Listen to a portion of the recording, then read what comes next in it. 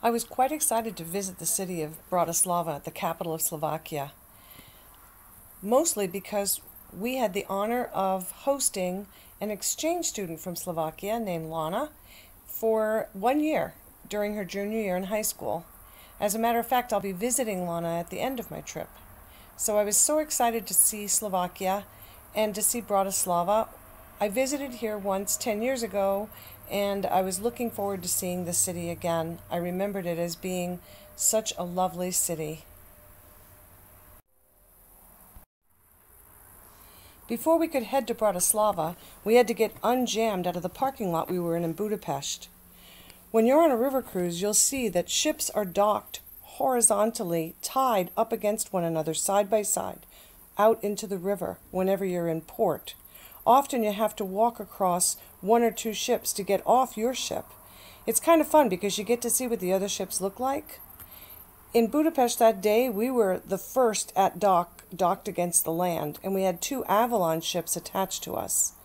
These river cruise ships, they are amazingly agile. I was amazed to see that they left the two Avalon ships tied together and pushed them out sideways into the river, maneuvering them straight out into the river.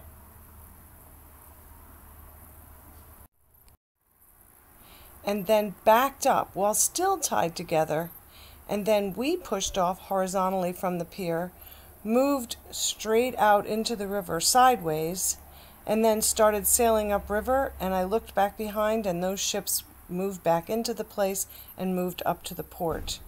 It's amazing. These ships can turn on a dime. They can move sideways in a straight line. They can move backwards, forwards. They're like engineering marvels. Cruising up the river is a joy. You glide slowly by, you look at what's going by, you look at what's going on the river.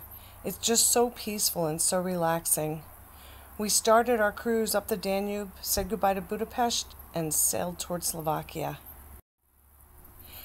On our way there, we had to pass through a lock. Locks are always fascinating. On the journey, you travel through a whole lot of locks, but mostly at night. But I have to say, each one you're awake for is still so interesting, and most people go up and watch over the side. You never get tired of them. It's amazing how close they get, these ships, into this lock. You can reach out and touch the wall on the side, and you can reach out and touch the ship next to you. We arrived in Bratislava, and as we pulled up, I was amazed to see how much this place had grown. There was so much construction underway, and the city just continues to grow. From 10 years till now, it looks so different.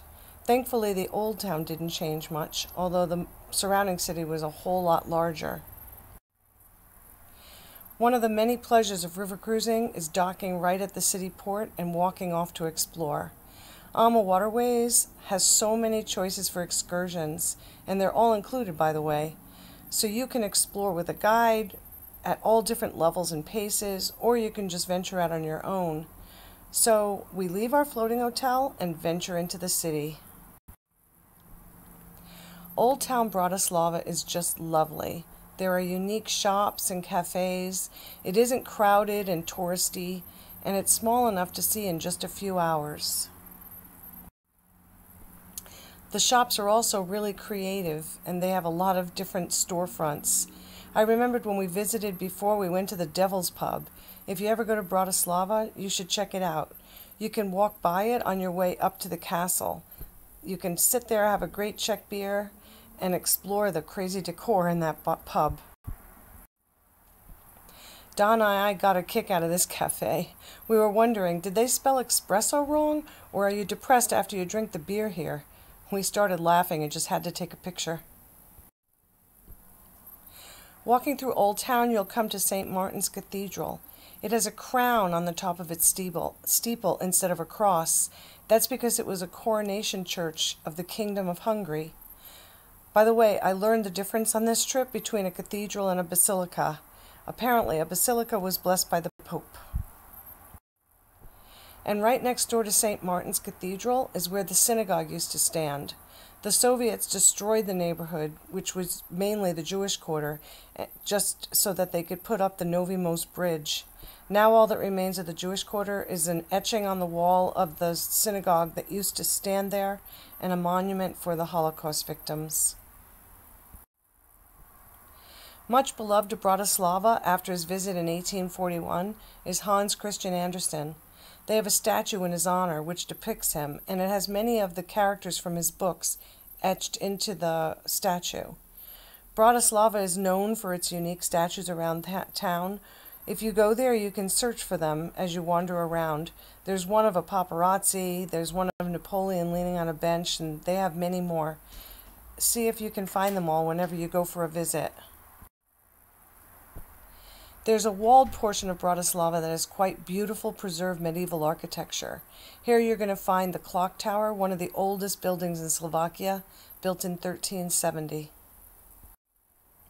And as you wander around the town, looking up, you almost always can see Bratislava Castle. Bratislava Castle sits up on the edge of the Little Carpathian mountain range. The tallest tower in the castle was built in the 13th century and used to house the crown jewels of the Hungarian Empire. If you visit the castle, you can explore the Slovak National Museum, which is inside, and then surrounding the castle are ruins that are just amazing. You can wander through them and take spectacular pictures of the Danube. I skipped going there this time since we had explored it pretty extensively on our previous trip to Bratislava. And as we leave Bratislava, I have to stop by and say hello to Kamil, the notorious sewer worker. There's a lot of speculation about whether he's heading down to clean up the streets or peeping up women's dresses. He's become an icon of Bratislava's Old Town area. So we walked by, said hello, and walked down to the port, back on the ship, and onward to Vienna.